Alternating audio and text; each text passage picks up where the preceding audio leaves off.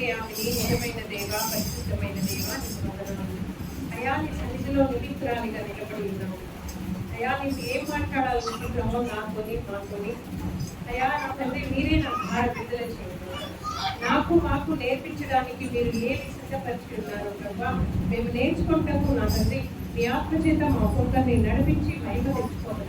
యేసు పరిశుద్ధ నామం నడిపి వేడుకుంటున్నాడు నా ప్రభు. ఈరోజు మనకు పరిశుద్ధాత్మ గురించి మాట్లాడుతున్నాం. పరిశుద్ధాత్మ గురించి చెప్పడం అంటే అర్హత ఉండాలి. నాకు అర్హత లేదు, అయినప్పటికీ దేవుడు అది ఇక్కడ నిలబెట్టింది. ఆయనకే స్తుతి ఘనత మహిమ కలుగుతాను. నేను నిజంగా చూసినా కానీ ఆయన ఆత్మ గురించి చెప్పడానికి నాకు అర్హత లేదు.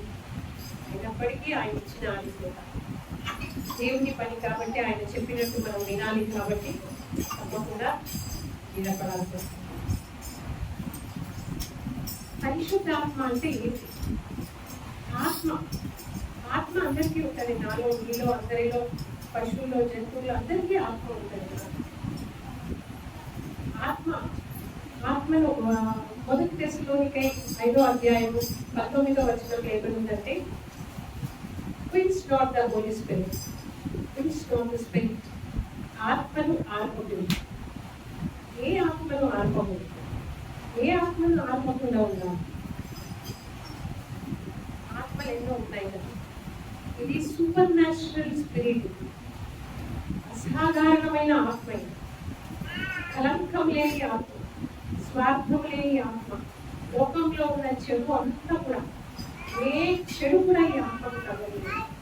శుద్ధి చేయబడిన ఆత్మ, శుద్ధికరమైన ఆత్మ, శుద్ధికరమైన ఆత్మ. పరిశుద్ధాత్మ అంటే పరిశుద్ధ ఆత్మ. ఈ ఆత్మను ఆర్పకుండా ఉండాలి అని వాక్యం సెలవిస్తుంది. దాదాపు డైరెక్ట్ గా బైబిల్లో ఆదికాండం నుంచి రెవల్యూషన్ వరకు 100 సార్లుగా డైరెక్ట్ గా ఉంది ఆత్మ, పరిశుద్ధ ఆత్మ. ఇండైరెక్ట్ గా ఎన్నోసార్లు కుమారుడు, దైవ కుమారుడు అని అదని ఇదని ఎన్నోసార్లు. సో ఆత్మ, ఎవరైతే ఆత్మ లేని వారైతారో, క్రీస్తు ఆత్మ లేని వారైతారో వారు నా వారు కాదు. క్రీస్తు ఆత్మ మనలో లేకపోతే మనం దేవుని బిడ్డలం. క్రీస్తు ఆత్మ మనలో ఉంటే దైవాత్మ ఏమేమి చేస్తుంది, పరిశుద్ధాత్మ ఏమేమి చేస్తుంది అన్నది మనకు చూద్దాం. క్రీస్తు ఆత్మ మనలో ఉంటే మనల్ని గైడ్ చేస్తుంది. యోహాను సువార్త 16వ అధ్యాయం 13వ వచనంలో ఏమనుందంటే ఆత్మ నడిపిస్తుంది, గైడ్ చేస్తుంది. Holy spirit will guide us. అదేవిధంగా మరి యోహాను సువార్త 14:26వ వచనంలో చూసినట్టయితే పరిశుద్ధాత్మ మనకు బోధిస్తుంది, టీచ్ చేస్తుంది, బోధిస్తుంది. మనం ఏం చేయాలా, ఎక్కడ పోవాలా, ఏం మాట్లాడాలా, ఆయన మీద ఆధారపడి ఇవన్నీ మనకు నేర్పించబడతాయి. ఇవన్నీ కూడా మనకు నేర్పించబడతాయి. మరి యెషయా 30:21లో చూస్తే ఆత్మ కరెక్ట్ చేస్తుంది, మనం కరెక్ట్గా నడిపిస్తుంది, కరెక్ట్ బోధిస్తుంది. చెడులో నుంచి, దాని అర్థం ఏంటంటే చెడులో నుంచి మనల్ని రక్షిస్తుంది అన్నమాట ఆత్మ చేసేటప్పుడు. అదేవిధంగా దేవుని బిడ్డలైనటువంటి వారే దేవుని ఆత్మ చేత నడిపించబడతారు. అందరిలో పరిశుద్ధ ఆత్మ ఉంటుంది. అందరికీ శత్రువు యొక్క ప్రేరేపణ కూడా ఉంటుంది. మన చాయిస్ అది. మనం దేనికి ప్రాముఖ్యత ఇస్తాం, దేనికి ప్రాధాన్యత ఇస్తాము అన్నది మన చాయిస్, మనలోనే ఉంటుంది. నేను సాతాను చేత శోధింపబడ్డాను అని ఈజీగా చెప్పేస్తాను. శోధింపబడకూడదు. ప్రభు యొక్క ఆత్మ కూడా మనలో పనిచేస్తుంది. ఒక దిక్కు నుంచి మంచి మంచి మంచి అని నేర్పిస్తుంది, ఒక దిక్కు నుంచి ఇది చెడు మనకు తెలిసి కూడా చేసుకుంటాం కొన్నిసార్లు. అంటే పరిశుద్ధాత్మని ఆర్పేయడం అంటే అది ఇగ్నోర్ చేయడం, పరిశుద్ధాత్మని పట్టించుకోకపోవడం. ప్రభు వైపు చూసి ఓల్డ్ టెస్టిమెంట్ లో కూడా ఎంతో మంది దైవాత్మ చేత, తండ్రి ఆత్మ చేత నడిపింపబడిన దేవుని ఆత్మ చేత ఎవరైతే గుర్తించలేరో, ఆత్మని ఎవరైతే అర్థం చేసుకోలేరో, వారికి ఎంత బోధించినా కానీ అర్థం కాదు, పక్కకు పెట్టేస్తారు పరిశుద్ధాత్మ నడుపు. పాత నిబంధన గ్రంథంలో మనకి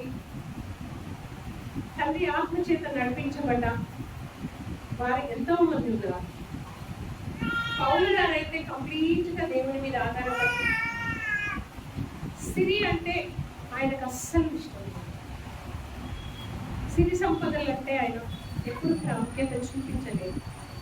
దేవుని ఆత్మ, దేవుని ఆత్మ, దేవుడు చెప్పినట్టే, దేవుడు చెప్పినట్టే, దేవుడు చెప్పినట్టే. ఎన్నో హింసింపబడ్డారు, ఎన్నోసార్లు నిందింపబడ్డారు. అయినప్పటికీ దేవుని ఆత్మను ఎప్పుడు కూడా ఈ బాధలు ఏంటి అని ఊహిపోలేదు. అదేవిధంగా మరి క్రొత్త నిబంధనలు చూసినట్టయితే ఇద్దరి గురించి చూద్దాం. క్రొత్త నిబంధనలు మరి మరియా తల్లి అయిన, ప్రభు యొక్క తల్లి అయిన మరియా మరి ఎలిజబెత్ ఇద్దరు కూడా గర్భవతి ఉన్నారు కదా, గర్భిణిగా. మరి ఎలిజబెత్ గారిని చూడడానికి తన దగ్గరికి వెళ్ళినప్పుడు వెంటనే ఎలిజబెత్, చక్రయ్య ఎలిజబెత్ గారి కుమారుడు ఎలిజబెత్ గారి గర్భంలో నుండి ఆనందంతో గంతులు వేసింది.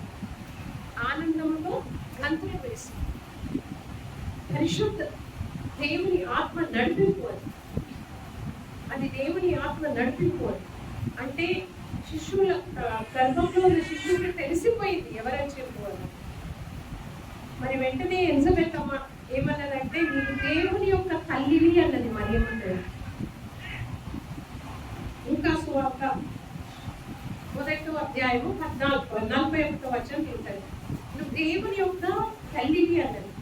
ఆమె కూడా గర్భిణి కదా, మరి ఆమె గర్భిణి అయినప్పుడు నేను కూడా గర్భవతిని, ఈ టైంలో తను కూడా గర్భవతి ఉన్నది, నాకెట్లా దేవుడు ఆమె దేవుని తల్లి అని బోధిస్తున్నాడు, నన్ను కూడా అనొచ్చు కదా అని ఆ ప్రవచనాన్ని దాచిపెట్టుకోలేదు, ఆ ప్రవచనాన్ని మార్చి చెప్పలేదు. చాలా మంది ఈ దినాలలో ప్రవచనాన్ని మార్చి కూడా చెప్పేవాళ్ళు. చాలా మంది ఈ దినాలలో దేవుని ఆత్మ నడిపిస్తుంటే కూడా వేరే మాటలు, వారికి అనుకూలమైన మాటలు చెప్పేవాళ్ళు ఉన్నారు. వెంటనే తనను దేవుని తల్లివి అని చెప్పి సంతోషించింది. గర్భంలోని కుమారుడికి కూడా తెలిసిపోయి గంతులు వేశారు. నిస్వార్థమైన ఆత్మకు ఆమె భద్రాలైపోయింది. ఆత్మను ఆమె మరి పెడచవున పెట్టలేదు, ఆత్మ బోధను ఆమె విసర్జించలేదు. ఎలా బోధించిందో ఆ విధంగా చెప్పసాగింది. అలాగే మళ్ళీ న్యూ టెస్టిమెంట్ లో, క్రొత్త నిబంధనలో ఈ స్టోరీ నాకు చాలా ఇష్టం. జక్కయ్య గారు కూడా మరి దేవుని ప్రభు అయిన యేసుక్రీస్తు వచ్చి ఆయన మాటలకు లోబడ్డారు. అంతే, అంటే ఆయన ఆత్మకు లోబడిందంటే, ఆయన ఏం చెప్తున్నా ఆయన మాటకు లోబడిందంటే ఆయన ఆత్మకు లోబడిందంటే. ఇక్కడ అమ్మగారు నిలబడి ఇప్పుడు ఏం చెప్పారో ఆమెకు మనం లోబడిందంటే, వచ్చి వర్షిప్ లీడ్ చేయండి అంటే లీడ్ చేశారు, అది ఆమెకు లోబడిందంటే. తన ఆత్మ ఏం చెప్తుంది అనేది వాళ్ళు వచ్చి చేయడం. ఒకరికి లోబడము అని అంటే మరి వారి హృదయంలో ఏముందో అది చెప్పినప్పుడు దానికి లోబడడం. ఆ విధంగా మరి జక్కయ్య నువ్వు త్వరగా కిందికి నీ ఇంట్లో బస చేయవలసింది అనగానే మరి జక్కయ్య లూకాసు వార్త 19వ అధ్యాయం 6వ వచనంలో సంతోషంగా దిగిందంట. దేవుని మాట విని సంతోషంగా ఆ చెట్టు దిగిందంట. సంతోషంగా దిగినప్పుడు ఆ సంతోషాన్ని పాడు చేయడానికి ఇందాక మరి చెప్పినట్టు అమ్మగారు ఎన్నో శోధనలు మన చుట్టే ఉంటాయి. శోధనను జయించువాడు ధన్యుడు. శోధనను జయించడం అంటే ధన్యత. ఎటువంటి పరిస్థితులను ఉండాలి, ఏమైనా ఉండాలి, శోధనను మాత్రం జయించాలి. ఎందుకంటే మనము క్రైస్తవుగా ముద్రించబడమే కాకుండా ఒక బిలీవర్స్ గా ఉన్నాం, దేవుని నమ్ముకుంటున్న బిడ్డలంగా ఉన్నాం.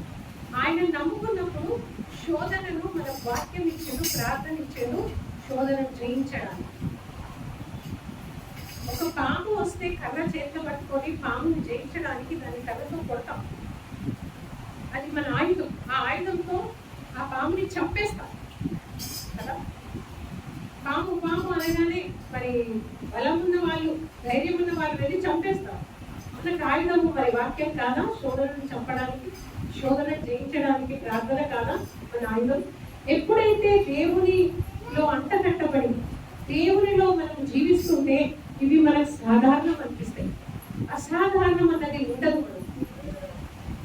ఆ విధంగా జక్కయ్య మరి కిందికి సంతోషంగా దిగిన వెంటనే శోధన, రవ్వాయిని పాపి నేనేంటి కంత వాళ్ళు వెంటనే శోధన పడంటే నువ్వేంటి నాకు చెప్పేది నేను పాపినని అని తిరగబడతావు కదా. ఈ లోకరీతికి అయితే తిరగబట్టేస్తాను. మరి జక్కయ్య తిరగబడకుండా ఏం చేశాడంటే ప్రభు వైపు చూశాడు. వాళ్ళ వైపు చూడలేదు, ప్రభు వైపు చూశాడు. ఆయన వైపు చూసిండు కాబట్టి ఆయన పడిపోలే, చెంకలే, శోధనలో పడలే. వారి వైపు చూసి ఒకవేళ సమాధానం ఇచ్చినట్టయితే పడిపోయేది. వాళ్ళు ఏ విధంగా ఎక్స్ప్రెషన్స్ పెట్టి, ఏ విధంగా కోపం పెట్టుకొని, ఏ విధంగా కక్ష పెట్టుకొని, ఏ విధంగా మరి అసూయ పెట్టుకొని మాట్లాడే వాళ్ళు వారి ఫేస్ చూసినప్పుడు జక్కయ్య పడిపోయేవాడు. ఆ ఫేస్ చూడలేదు జక్కయ్య, ప్రభు వైపు చూచాడు కాబట్టి నిలబడగలిగాడు. కాబట్టి మరి ఒప్పుకున్నాడు తన పాపాన్ని. సామెతలు 28:13 అతిక్రమములు చేయవాడు వర్ధిల్లడు, కానీ దాన్ని ఒప్పుకొని విడిచిపెట్టువాడు కనికరం పొందును. అదే జక్కయ్య చేసిన పని. ఒప్పుకొని విడిచిపెట్టి ఆత్మ వైపు చూసేది, దేవుని కృప వైపు చూసేది, దేవుని మాట వైపు చూసేది. కాబట్టి అవన్నీ ఒప్పుకొని విడిచిపెట్టేసి ఏమని, నేను ఎవరినన్నా అన్యాయం చేస్తే, అన్యాయంగా ఏమైనా తీసుకున్నట్టయితే 4 గింతలు నేను ఇచ్చేస్తాను. 4 గింతలు అంటే ఆయన సంపాదనలో ఎంత సంపాదించు, సంపాదన అంతా పోవచ్చు, దానికి భయపడలే. ప్రభు తన ఇంటికి వస్తున్నాడు అన్నది ఒక్కటే అన్నది. అదంతా వదులుకుంటా అన్నది సిద్ధపడిపోయిందేమో అనిపిస్తున్నాడు. ప్రభు వస్తున్నాడు అంతే సంతోషం. ప్రభు మన ఇంటికి వస్తుంటే మనం ఎట్లా ఆనందిస్తాం, ఆహ్వానిస్తాం. నిజంగా జక్కయ్యలాగా మన హృదయాలు తెరిచున్నాయా ప్రభు కోసం? ఆత్మను ఆత్మకుడి అని అంటారు. ప్రభు ఆత్మను ఆత్మకూడదు అంటారు. దేవుడు మరి కొంతమంది మరి దేవుని ఆత్మ చేత, ప్రభు ఆత్మ చేత, పరిశుద్ధ ఆత్మ చేత, తండ్రి ఆత్మ చేత నడిపింపబడ్డ వారు ఎందరో ఉన్నారు కదా. వారందరూ నడిపింపబడి దేవుని ఆత్మ చేత ఆత్మకు లొంగిన వారు ఎన్నో గొప్ప కార్యాలు చేశారు, ఎన్నో అద్భుతాలు చేశారు. ఈ జీవితంలో ఇప్పుడు కూడా మరి దేవుని ఆత్మ చేత నడిపింపబడ్డ వాళ్ళు ఎంతమందికి ఉన్నాం కదా. కొన్నిసార్లు లొంగుతాము, కొన్నిసార్లు లొంగకపోతే అది మనకే నష్టం.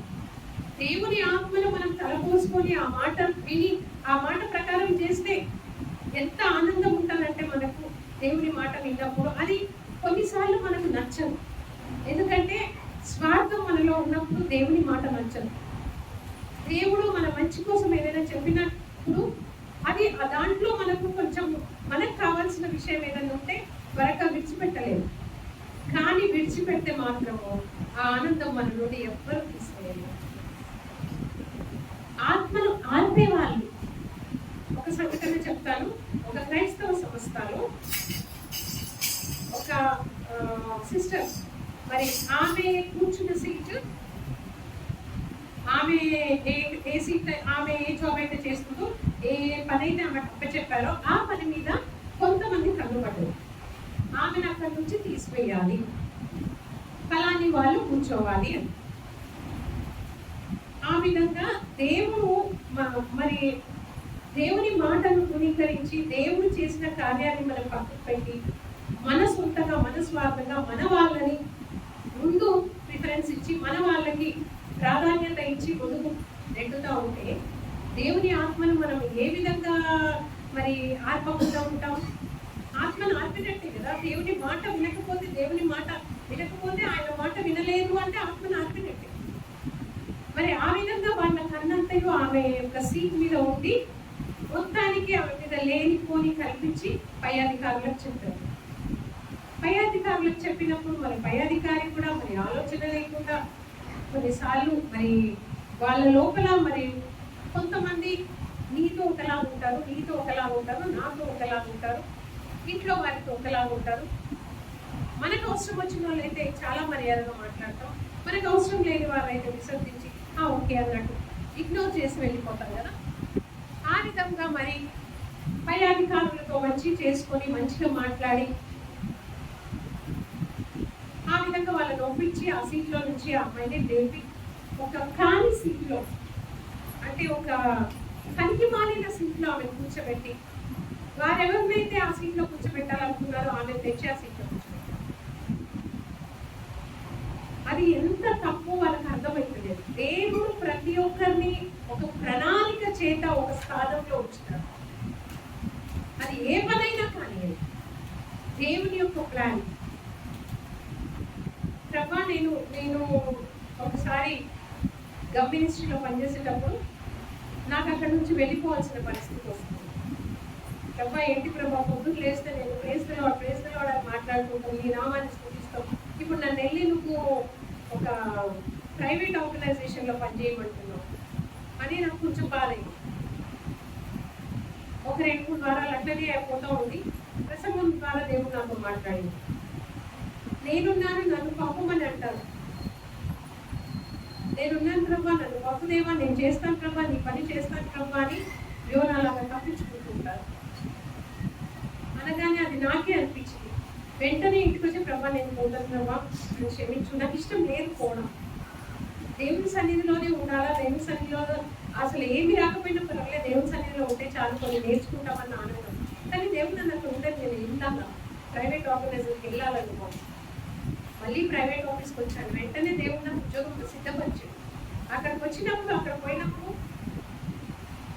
ఎంతో 12 సంవత్సరాల నుంచి పట్టిన ఆ యొక్క చెడు అలవాటను దేవుడు నా ద్వారా సరిదిద్దింపజేశాడు. 12 సంవత్సరాల నుంచి వచ్చిన వాళ్ళు వచ్చినట్టు ఆ సంస్థల నెల రోజులు, 10 రోజులు, 5 రోజులు ఉండి వెళ్ళిపోతూనే ఉంటారు. అది ఎందుకు జరుగుతుందో పెద్దలకి, ఆ యజమానులకు అర్థం కాలేదు. దేవుడు అక్కడ నేను ఏ పాటి దాన్ని, చిన్న రోజే దాన్ని, చిన్న 12 సంవత్సరాల నయమానిట్లో పనిచేసే దానికన్నా ఇరిపోయిన దాన్ని, అయినప్పటికీ నన్ను వాడుకొని ఆ పెద్ద సమస్యను అక్కడ సాల్వ్ చేసేలాగా చేశాను. నేను లోపడకపోతే ఆధిక్యత నాకు వస్తుండేనా? నేను లోపడకపోతే ఒకవేళ నేను పోను బ్రహ్మ అని అంటుంటే అంత మంచి పేరు నాకు వస్తుండేనా? వచ్చిన వాళ్ళని వచ్చినట్టు ఇద్దరు పాత వాళ్ళు అక్కడ నాటుకుపోయిన వాళ్ళు, వాళ్ళనంతా రాజ్యం చేసుకుంటాం. ఎంతో చక్కని పై చదువులు చదివి తల్లిదండ్రులను ఇప్పుడు నేను ఆదుకోవాలా అన్న ఉద్దేశంతో వచ్చిన బిడ్డలంతా ఎలగొట్టడము, వాళ్ళ పనులు చేయించుకోవడము, ఒక బానిసలాగా చేయడము జరుగుతుంది. అదంతా దేవుని దయ వల్ల, కృప వల్ల కుప్పి వేసిపించుడు. నా ద్వారా దేవుడు మాట్లాడించి గట్టిగా చెప్పిపించి వాళ్ళిద్దరిని ట్రాన్స్ఫర్ చేయించేసాడు. అప్పుడు అక్కడ ఎంతో నెమ్మది, ఎంతో శాంతి సంపాదించింది. ఆ యజమానులు అలాంటి నేను ఇప్పటి నుంచో అసలు ఏం జరుగుతుందో నాకు అర్థం కాలేదు, నువ్వు వచ్చి చాలా త్వరగా దీన్ని సాల్వ్ చేసినాం, గుర్తుపట్టిన ఉన్నాము. అదే నా దేవుని యొక్క ప్రాముఖ్యత. దేవునికి మనం అంటకట్టబడి ఉంటే ఆ విధమైన బోధ మన లోపల ఉంది, ఆ విధమైన టీచింగ్స్కి మనం లోబడి ఉంటే దేవుడు మనల్ని నడిపిస్తుంటాడు.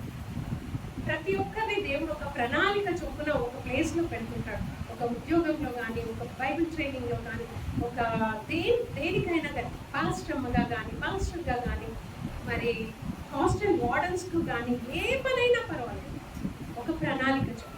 నీవు చేసింది నేను చేయలేను, నేను చేసింది మీరు చేయలేదు. ఏ పని దేవుడు మనకు అప్పచెప్పిన ఆనందంతో, సంతోషంతో ఆత్మను విప్పి ఆ పని చేయాలి. ప్రభు నేను ఇక్కడ ఏం చేయాలి, ప్రభు నేను ఏం చేయాలి, చిన్న పెద్ద ఏమి చూడద్దు. ప్రభు నీకు అప్పచెప్పిండో ఆ పని నువ్వు చేయాలి. ఆత్మని ఆత్మకూడదు, దేవుని ప్రణాళికను ఆత్మకూడదు, దేవుని మాటలను తెరచెన్న పెట్టదు, ఇగ్నోర్ చేయదు. ఆత్మ లేని వాడు నా వాడు కాదు.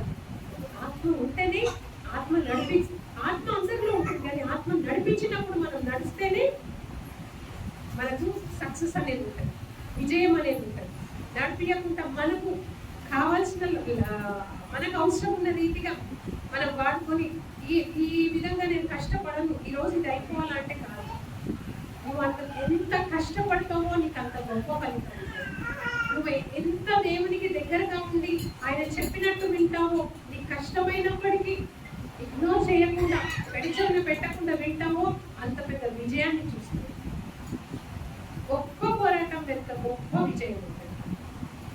నేను ఇలాగే పోరాడను, నాకు కావాల్సింది చూసుకొని ముందుకు వెళ్ళిపోతాం అంటే కుదరదు. చాలామంది చర్చ్కి వస్తారు, నేను గొప్ప అని కాదు, నాకు అది అలవాటు. నా యూత్ అమ్మాయి ఇక్కడ ఉంది, అమ్మాయిని అడగండి చెప్తాను, చర్చ్కి లేట్గా రావద్దు అనేవారు పెద్దలు. దేవదూతలు వచ్చి పేర్లు రాసుకుపోతారంట, ఎవరు పమ్ములు వచ్చిందని. నేను వెళ్ళినాకనే చర్చ్ స్టార్ట్ కావాలి అన్నది నా ఉద్దేశం. నేను వెళ్ళినాకనే చర్చ్ స్టార్ట్ కావాలి. చర్చ్ స్టార్ట్ అయిపోతే మధ్యలోకి వెళ్ళిపోవడం కాదు. వంట వార్పులు అన్నీ ఒక ఆదివారం పొద్దులు ఇవ్వలేమా?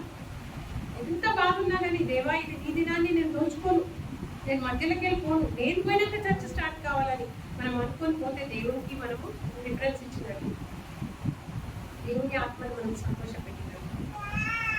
చాలా మందిలో నేను చూస్తుంది ఏంటంటే, కొంతమంది సేవకులను కించపరచాలని కాదు, నేను చెప్పిన నా అనుభవం చెప్తున్నాను. కుడికలలో కానీ ఎక్కడికన్నా పోయినప్పుడు నీకు పరిశుద్ధాత్మ వస్తుంది, నీకు భాషలు వస్తున్నాయి, అన్ని భాషలు వస్తాయి, నువ్వు మాట్లాడు అంటారు. వాళ్ళు చక్కగా దుఃఖంతో పొందుకొని చక్కగా వాళ్ళు భక్తితో దాన్ని కలపోసుకొని మాట్లాడసాగినప్పుడు మంచిగా వాడబడుతుంటే, మంచి పాట పాడుతుంటే, మంచి వాక్యం చెప్తుంటే వాళ్ళని అంచేస్తున్నారు. ఆత్మను ఆర్పడం కాదా? వాళ్ళని పక్కకు పెట్టేస్తారు. ప్రభు వాళ్ళను హింసించి లేపుతున్నప్పుడు మనం ఎవరం పక్కకు పెట్టడానికి? నువ్వు సంఘ కాపరిమైన, సంఘ పెద్దమైన, సంఘంలో నీకు పెద్ద స్థానం ఉన్నా, నువ్వు దేవుని ఆత్మను ఆర్పుతున్నావు. ఎంతమంది నీ వల్ల దుఃఖపడుతున్నారు, ఎంతమంది దేవునికి దూరం అవుతున్నారు నీ వల్ల, ఎంతమంది దేవునికి దూరం కాకుండా సంఘాన్ని వదిలేసి వెళ్ళిపోయే వాళ్ళు ఉన్నారు, ఎంతమంది లోపల బాధపడుతున్నారు. మా సంఘంలో నేను బాధపడకూడదా, నా సంఘంలో నేను చేయకూడదా?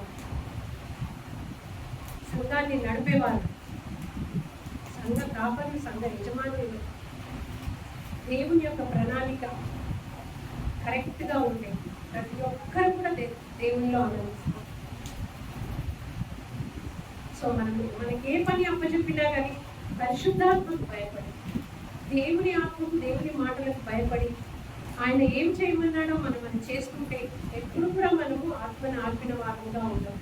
ఆయన మాట వినలేదు అంటేనే ఆత్మను ఆర్పేసినాం.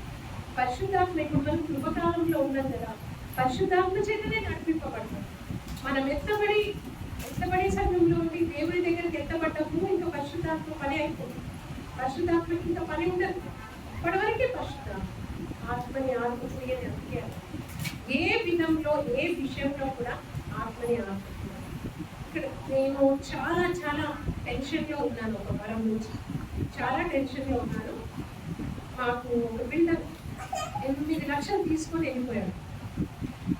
ఆ టెన్షన్లో నేను ఉన్నప్పుడు అమ్మగారు ఫోన్ చేశాను, అయ్యారు అమ్మ వాక్యం చెప్పాలి, నేనెందుకు దేవుని సేవను పక్కకు పెట్టాలి, దేవుని పనిని నిర్లక్ష్యంగా చేయవాడు శాపగ్రస్తుడు, నన్ను పిలిచిందే సేవ కోసము, ఇవన్నీ లోకరీతి విషయాలు కదా, నా పని మీరు చేయండి, మీ పని నేను చేస్తాను. ఆ టెన్షన్లో కూడా నేను ప్రిపేర్ అయ్యాను. ప్రభు నేను ఏం చెప్పాలి అన్నప్పుడు పరిశుద్ధాత్మ గురించి అమ్మ నాకంతా అవ్వకుండా సరే అనేసి ఏందో మనసులో ఒక్క దిక్కు పక్కకు పెట్టుకుంటా, ఇంకేదన్నా చూద్దాం, ఇంకేదన్నా మాట్లాడదాం, ఇంకేదన్నా మంచిగా ప్రిపేర్ అవుతా ఉన్నా, మళ్ళీ అక్కడికి ఇది కాదు నువ్వు చెప్పవచ్చు. 3 సార్లు ఆ విధంగా ప్రేరేపించబడి సరే ప్రభా ఎట్లయితే ఏముంది నేను ఇదే మాట్లాడతాను అని అప్పుడు డిసైడ్ అయ్యాను. నేను ప్రిపేర్ అయినది మాత్రం లేదు. చాలా దేవునికి స్తోత్రంలో నేను అంత టెన్షన్ ఉన్నా నాకు నెమ్మది అనేది వచ్చింది, సమాధానం, పీస్ అనేది వచ్చింది. ప్రిపేర్ అయినా సరే నేను పోతా, ఇంకా మంచిగా ఆ టెన్షన్లో నేను అసలు ప్రిపేర్ అయిందో లేదో నాకు అర్థం కాదు. నేను ఎక్కడికి ఒకదాన్ని వెళ్ళను, నాకు ఎవరో తోడు కావాలి. నా యూత్ అమ్మాయిని నవ్వను. ఎప్పుడు పాపం బిడ్డ 5 o'clock కల్లా ఇంట్లో ఉంటుంది. ఈరోజు 7 అయిపోతుంది ఇంకా రాలేదు. దేవా ఏంటి ప్రభా, ఏంటి ప్రభా, నేను వెళ్ళాలి కదా అని చెప్పి ప్రార్థన చేసుకుంటూ కూర్చున్నాం.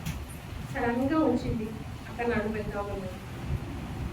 మనమే లేట్ అయిపో, నాకు ఇంత లేట్ ఇష్టం లేదు అనుకుంటూ వచ్చేసరికి దేవా ఏంటి ప్రోగ్రామ్ అనేది అది కొద్దిసేపు 6 గంటల్లో మనంతా నిండిపోయింది. పాస్టర్ గారు ఏ టైం ఇస్తే ఆ టైంకి మనం వచ్చి అన్నీ చేసేసుకోక ముందే రెడీ ఉన్నారు. ఆ టైంకి వస్తే వాళ్ళు కూడా త్వరగా పంపించేస్తారు కదా. మనం లేట్ వస్తేనే మనం లేట్ పోతాం, మనం త్వరగా వస్తే త్వరగా పోతాం. అందుకే ఇచ్చిన టైంని మెయింటైన్ చేయడము మనం నేర్చుకోవాలి. సో ఈ విధంగా మనం పరిశుద్ధాత్మ దేవుని మాట విని, ప్రభు మాట అనగా పరిశుద్ధాత్మ మాట, ఆ మాట విని మనము ఆ మాట ప్రకారంగా జీవించి లోకంలో ప్రపంచంలో ఉన్న దుష్టుని తలక్రిందులు చేయగలం. దేవుని మాట వింటేనే ప్రపంచంలో ఉన్న దుష్టుని తలక్రిందులు చేయగలం. ప్రపంచంలో ఉన్న దుష్టుని తలక్రిందులు చేయడం అంటే శోధనను జయించడం, శోధనను అణచివేయడం. ఆల్రెడీ మన కాళ్ళ కింద పెట్టేసిండు శోధన. నాగుపాములను, సర్వసింహములను అనగద్రొక్కెను. తొక్కే శక్తి నీకు ఇచ్చినప్పుడు నువ్వు ఎందుకు వాడుకో? నీకు కాదా అండి, కష్టములకి కష్టంగా లోకమంతకి ఆయన జన్మనిచ్చిన ప్రతి బిడ్డ మనందరికీ కూడా అవుదేవా నామములు నాకు కాళ్ళ కింద పెట్టావు, నేను తొక్కేసి అనగద్రొక్కి వెళ్తున్నాను నీ నామములని. మరి ఏ నామం కాదు. ఆత్మను మనము పెంపొందింప చేసుకోవాలి. మనము ఆత్మను పెంపొందింప చేసుకున్నప్పుడే మనము ఇలాంటి గొప్ప కార్యాలు చూడాలి. ఆత్మను ఇగ్నోర్ చేసి, వాక్యం ఏం చెప్తుంది, ఒక మైలు రమ్మంటే 2 మైళ్ళు రావాలి. ఆ విధంగా ఒక్కొక్క మాట మనం రోజు డైలీ చాప్టర్లో చదివిన ఒక్క మాట తీసుకొని ధ్యానించి ఒక్క మాట మనం ప్రాక్టీస్లో పెట్టుకున్నాం. అప్పుడు ఎంతో ముందుకెళ్ళొచ్చు. నిజంగా ఇక్కడ చూస్తుంటే స్త్రీల కూటంలో లేదు, యవనస్తుల కూటంలో. నాకు యవనస్తుల కూటంలో చెప్పడం చాలా ఇష్టం. బాగా ప్రిపేర్ అయిపోయి యవనస్తుల కూటంలో బిడ్డలందరూ యవన బిడ్డలే పడుతుంది. దేవుడిని అందరినీ దీవించును గాక. ఆత్మ నార్పకుడి, ఆత్మ ఇప్పుడు ఏంటి తెలుసుకున్నారు కదా, ఇంత ఎప్పుడు తెలుసుకుంటాము. ఇప్పుడు మళ్ళీసారి దేవుడు మనకి రిమైండ్ చేసి, చిన్న బిడ్డలు సమయాలు అనే వాడబడుతున్నారు, చక్కగా మ్యూజిక్ ప్లే చేస్తున్నారు. అందరే ఎంత ఆనందం, ఎంత ముచ్చటైతుందో పిల్లల్ని చూస్తుంది. ఒకరి తర్వాత ఒకరు కొట్లాడకుండా ఒక పాటకొకరు చక్కగా ప్లే చేస్తున్నారు. ఈ విధంగా చిన్ననాటి నుండియే దేవుని ఆత్మలో పెంచబడి, దేవుని ఆత్మను మనం పరిచయం చేసి, ప్రభు అయిన యేసుక్రీస్తు ఏంటి అన్నది వాళ్ళకి నేర్పిస్తుంటే, పెద్దవాడు అయినాక దాని నుండి తొలగడం, పెద్ద కూడా వాడి చక్కగా చేసినప్పుడే కదా వాళ్ళు తెలుసుకుంటారు. మనకు కూడా బెత్తం వాడుతూనే ఉన్నాను. నాకు బెత్తం పడ్డాను కదా, 8 లక్షలు తీసుకొని పారిపోయింది కదా, నన్ను ఎందుకు, ఏంటి, నేను ఏం చేసిన ప్రభు ఏంటి అని నేను ప్రభుని అనుకుంటున్నాను. ముందే అడిగాను, నాకు మంచి బిడ్డలు మరి ఎందుకు ఇట్లా జరిగిందో దేవునికే తెలుసు. నేను ఎవ్వరి పైసలు లేదు, మోసం చెయ్యను. నాకు మోసం అంటే ఇష్టం లేదు, అన్యాయం అంటే ఇష్టం లేదు, నేను చెయ్యను. మరి నాకు ఎందుకు జరిగిందో ప్రభుకే తెలుసు. రెండో అతనికి ఇచ్చేటప్పుడు ప్రార్థన చేసుకున్నాను, ప్రభా నేను మళ్ళీ మోసపోయాను. ఒక క్రైస్తవ వ్యక్తి వచ్చాడు, చాలా పెద్ద మంచి మనిషి, పెద్ద మనిషి, ప్రార్థన పనులు వచ్చి చక్కని ప్రార్థన చేసి, నా మనసు ఆయన ఇయ్యాలని అనిపించండి, ఇయ్యొద్దు అని అనిపిస్తుంది. దేవుని ఆత్మ నాకు ఎందుకు ఇయ్యొద్దని అనిపిస్తుందో నాకు తెలియదు. అతను చాలా మంచిది. ఇంకొక అబ్బాయి, అతను హిందూ, అతనికి ఇవ్వాలనిపిస్తుంది. మళ్ళా ప్రార్థన చేసినాం, దేవా ఏంటి, మళ్ళీ ప్రార్థన చేసినాం.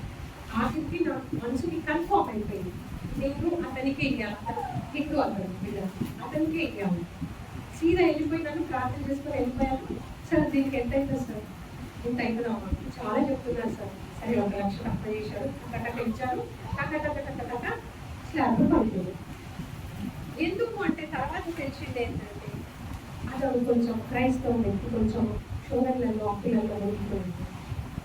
నాకు మళ్ళీ అదే పరిస్థితి వచ్చేది కదా, తప్పించి రక్షించి కాపాడే చేయాలని చేయరు వాళ్ళు. వాళ్ళ పరిస్థితిని అలా ఉండి మనం పక్కన పెండింగ్ పడిపోతాం కదా. ఆత్మచేత నడిపింపబడి మనము లొంగితే సరైన మార్గంలో పోతాం. లేదు నాకు ఇది కావాలని నేను వదులుకోలేను, ఆత్మను పక్కకు పెడతా అంటే చాలా పెద్ద శిక్షలు ఉన్నాయి. అందులో నుంచి బయటికి రావడం కూడా కష్టం. సో ఎవ్వరం కూడా మరి అందరము చిన్న బిడ్డలందరూ కూడా మీ ఫ్రెండ్స్కి కూడా షేర్ చేయండి. దేవునికి ఎలా లోబడి ఉండాలో దేవుని మాటలు 10 సార్లు అడగండి, ప్రభా నేను ఇక్కడ పోతున్నా, మరి పోవాలో పోతా, ఈ కాలేజ్లో జాయిన్ అవ్వాలో ఉంటా, ఈ కాలేజ్లో జాయిన్ అవ్వాలా, ఎవరితో ఏం మాట్లాడాలి. ఎప్పుడు మీరు దేవునికి దగ్గరగా ఉంటారో ఇవన్నీ దేవుడు మీతో ముచ్చటిస్తారు. మీ డాడీ మాట్లాడినట్టు, మీ అన్న మాట్లాడినట్టు, మీ మమ్మీ మాట్లాడినట్టు దేవుడు మీతో మాట్లాడతారు. మార్నింగ్ లేచి వాకింగ్ చేస్తారు చాలా మంది, వాకింగ్ లో స్తుతించండి, మాట్లాడండి. ప్రభా ఈ యొక్క పరిస్థితి ఉంది నాకు, ఇది తొలగించు నాలో నుండి, ఇది తీసివేయి నాలో నుండి. ప్రభా నీ గురించి ప్రార్థిస్తున్నాను, స్తుతిస్తున్నాను. వంట చేస్తారా చేసుకుంటూ మాట్లాడండి, కూర్చుంటారా కూర్చుంటే మాట్లాడండి. ఏం చేస్తున్నారని దేవునితో ముచ్చటించండి. ఏం చేస్తున్నా మీ చిన్ని అప్పట్లో శోధన ప్రాబ్లం ఉంది అంటే ఆ ప్రాబ్లం దేవుని దగ్గర పెట్టండి. వినుకుంటే కూడా ప్రభా ఏమైంది ప్రభా నా పరిస్థితి, తండ్రి ఏమైంది ప్రభా నేను అడిగింది, వాకింగ్ చేసుకుంటా నాకు ఏమైంది ప్రభా నేను అడుగుతూనే ఉంటాను. దేవుడు మిమ్మల్ని నడిపిస్తాడు, మీకు చూపిస్తాడు మార్గం, మీకు బోధిస్తాడు, అందులో నడిపించి మీకు జయం ఇస్తాడు. ఆ జయాన్ని పొందుకోవాలంటే మనం దేవుడి మాటకు లోబడి ఉండాలి, లోబడి ఉండాలి. ఎంతమందికి ఆనందం వేసింది ఈరోజు వాక్యం ఉట్టిగానే చేతులు ఎత్తకండి, దయచేసి ఉట్టిగా చేతులు ఎత్తకండి. నిజంగా నిజంగా నేర్చుకున్నామా, నేనైతే నేర్చుకున్నాను. నేను చెప్పింది కాదేది, నాకేం రాదు, అది నథింగ్, నాకేమీ రాదు. కూర్చొని ప్రభా నాకు బోధించమా, నేను అక్కడ చెప్పాలంటా అని బతిలాడితే దేవుడు 2 ముక్కలు నా మనసులో పెట్టాడు. నాకు వచ్చింది కాదు, నేను పెద్ద టీచర్ని కాదు. ఎంత బైబిల్ ట్రైనింగ్ చేసిన నేను సిఎల్ రాజా ఇంటర్నేషనల్ బైబిల్ కాలేజ్లో బైబిల్ ట్రైనింగ్ చేశాను. సో బైబిల్ ట్రైనింగ్ చేసినంత మాత్రం నేను చెప్పలేదు.